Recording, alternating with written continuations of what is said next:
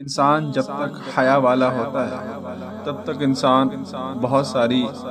دشواری، پریشانی، مصیبتوں سے محفوظ ہو جاتا ہے۔ لیکن انسان جب بے حیا ہو جاتا ہے تو انسان دشواری، پریشانی، مصیبتوں میں مبتلا ہو جاتا ہے، تباہ و برباد ہو جاتا ہے، ہلاک ہو جاتا ہے۔ اللہ کے پیارے حبیب صلی اللہ تعالی علیہ وسلم نے حدیث پاک میں ارشاد فرمایا، الحیاء لا یأتی الا بخیر، کہ حیا بھلائی کے سوا کچھ نہیں لے کے آتی۔ اس کا مطلب یہ ہوا کہ حیا میں انسان کے لیے خیر ہے، انسان کے لیے بھلائی ہے، انسان کے لیے عافیت ہے، انسان کے لیے چین و سکون ہے۔ اور جو انسان حیا والا نہیں ہوتا ہے یقیناً وہ انسان اسٹریس، ڈپریشن کا شکار ہو جاتا ہے۔ ایک اور جگہ پیارے نبی صلی اللہ تعالی علیہ وسلم نے ارشاد فرمایا، الحیاء خیر کلہ، پھر یہ بھی ہے کہ الحیاء کلہ خیر، کہ حیا پوری کی پوری خیر ہے، اچھائی والی ہے، بھلائی والی ہے، عافیت والی ہے۔ حضرت ابن مسعود رضی اللہ تعالی عنہ بیان فرماتے ہیں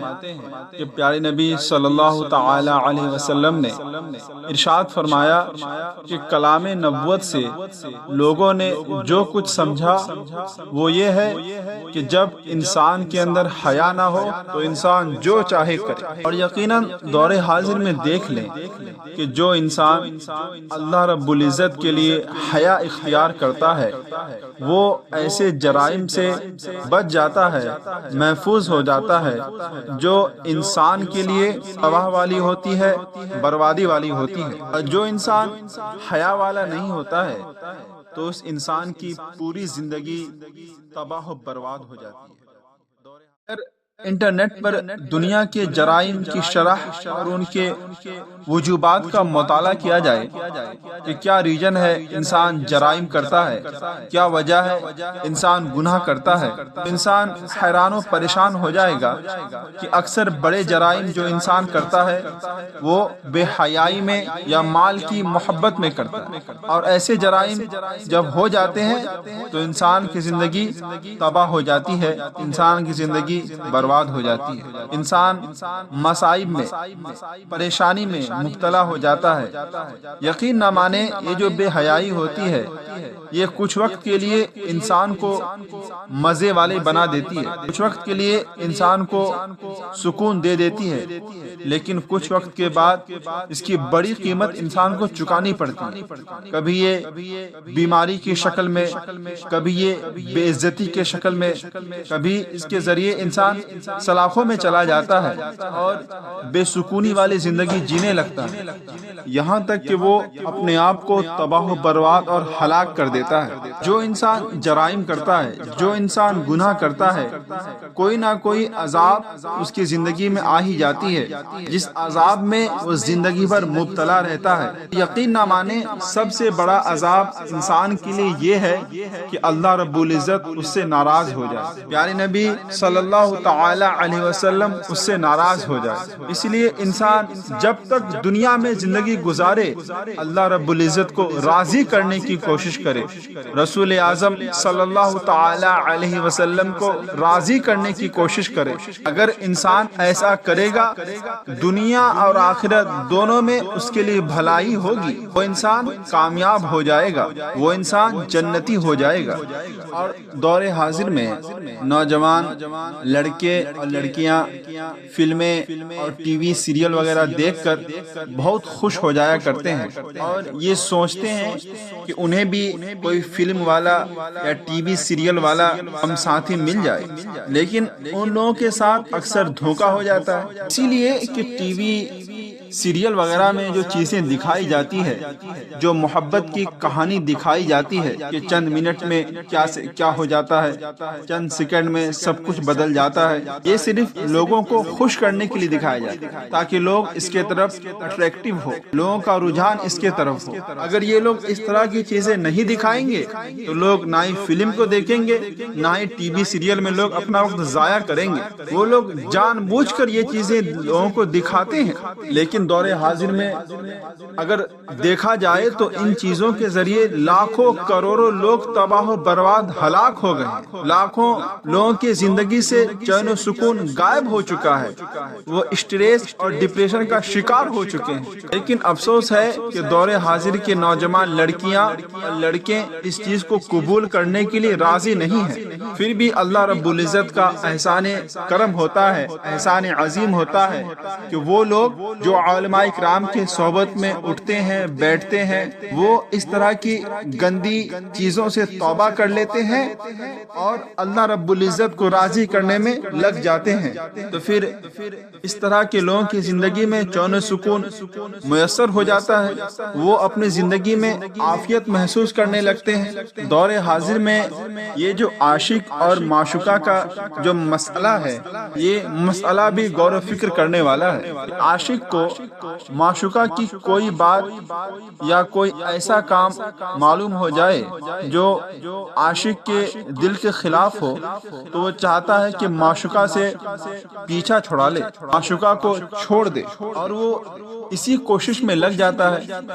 اور انسان سے ایسی غلطیاں ہو جاتی ہیں۔ اسی طرح معشوقہ کو کوئی ایسی بیماری ہو جاتی ہے جس کی کوئی علاج نہیں ہے، اس وقت بھی عاشق کیا کرتا ہے؟ معشوقہ سے اپنے آپ کو دور رکھنے کی کوشش کرتا ہے اور دھیرے دھیرے اس کی زندگی سے غائب ہو جاتا ہے۔ اس لیے کہ ہم اور آپ اپنی زندگی میں اس کو دیکھتے ہیں کہ اکثر عشق کے معاملے میں شادی سے پہلے یا شادی کے بعد رشتے ٹوٹ ہی جاتے ہیں۔ عاشقوں کے حصے میں زیادہ تر پریشانی دشواریاں ہوتی ہے۔ یہ کیوں ہوتی ہے؟ اسی لیے ہوتی ہے کہ جو لوگ اللہ رب العزت کے قانون کے خلاف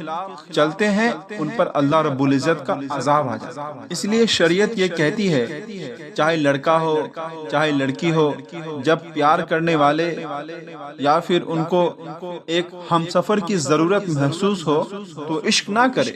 عاشقی نہ بنے، بلکہ اپنے والدین کے پاس جائے اور اپنی اس جذبات کا اظہار کرے، اور جب والدین راضی ہو جائے نکاح کر لے۔ جب وہ نکاح کر لے گا تو وہ چین و سکون اور عافیت والا بن جائے گا۔ لیکن جو لوگ بغیر نکاح کے گندے افعال کر لیتے ہیں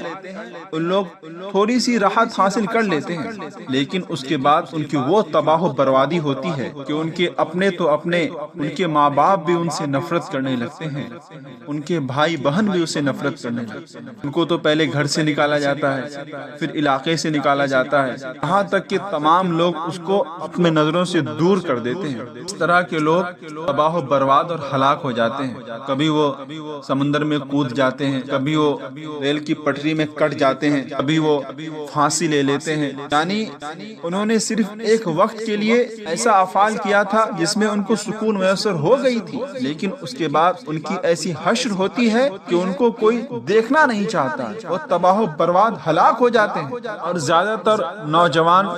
لڑکے اور لڑکیاں کی ایک بڑی غلط فہمی یہ ہوتی ہے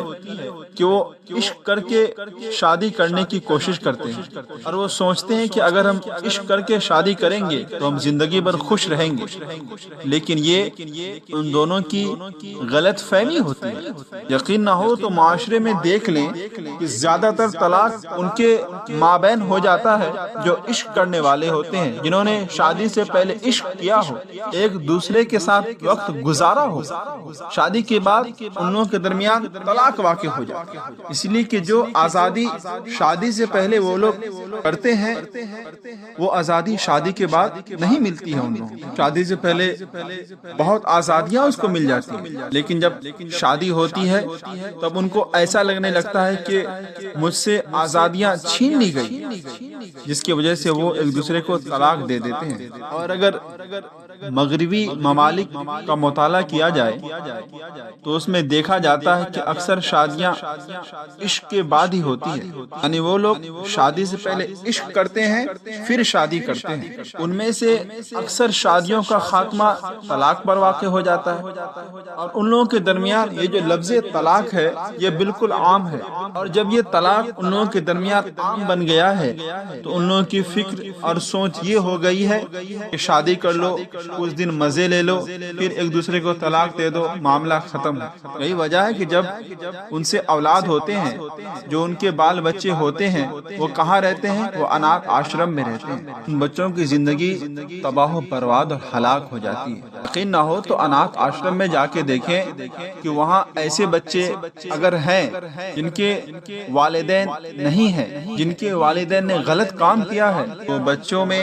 سکون نہیں ملے گا، ان بچوں میں عافیت نہیں ملے گی، وہ بچے ڈپریشن اور اسٹریس میں مبتلا رہیں گے۔ اور مغربی کلچر میں یہ بھی ہو گیا ہے کہ وہاں کے لڑکے اور لڑکیاں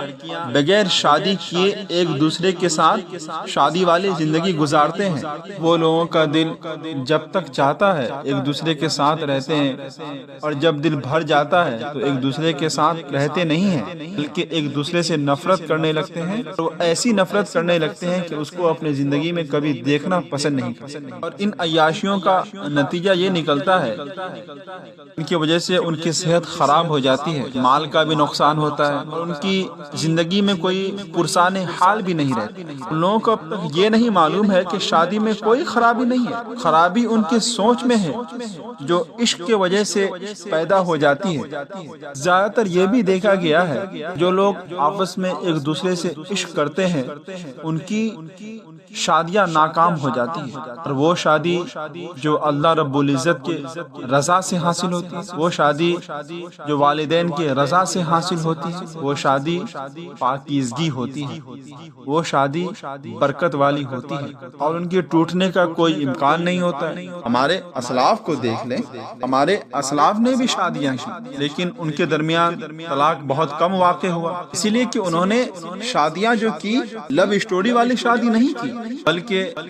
ماں باپ کی رضامندی سے شادی، شریعت کے تقاضے کی روشنی میں شادی کی، اللہ رب العزت کے فرمان کے مطابق شادی کی، رسول اعظم کے ارشاد کے تحت شادی کی، اب ان لوگوں کی زندگی کامیاب ہوئی، سکسیسفل ہوئی۔ اسی لیے ہر مسلمان کو چاہیے کہ وہ عاشقی سے دور رہے، زنا سے دور رہے، اور ناجائز رشتے بنانے سے دور رہے۔ اسی لیے یہ سب چیزیں سے انسان اللہ رب العزت کو ناراض کر دیتا ہے۔ اور جو والدین یہ چاہتے ہیں کہ ان کے بچے بے حیائی سے، بری چیزوں سے، زنا سے دور رہے، تو وہ اپنے گھر سے ٹی وی کو نکالے، اپنے بچوں کو فلمی ڈرامے دیکھنے سے روکے، اور اپنے بچوں کو اللہ رب العزت کی رضا کے حصول کے لیے کسی بھی کام میں مشغول کر دے، اور اپنے بچوں کو بار بار اپنے مقصد حیات کے بارے میں بتائے کہ تم کو اللہ رب العزت نے کیوں پیدا کیا ہے، اس کے دل میں خوف خدا پیدا کرے، اس کے دل میں رسول اعظم صلی اللہ تعالی علیہ وسلم کی محبت پیدا کرے، اس کے دل میں مذہب اسلام کی محبت پیدا کرے۔ ماں باپ کو چاہیے کہ وہ اللہ رب العزت کی بارگاہ میں اپنے اولاد کے لیے دعا کرے، اسی لیے کہ اللہ رب العزت کے توفیق کے بغیر کچھ بھی ممکن نہیں ہے۔ اس کے بعد ماں باپ کو چاہیے اپنے اولاد پر سخت قدم اٹھائے،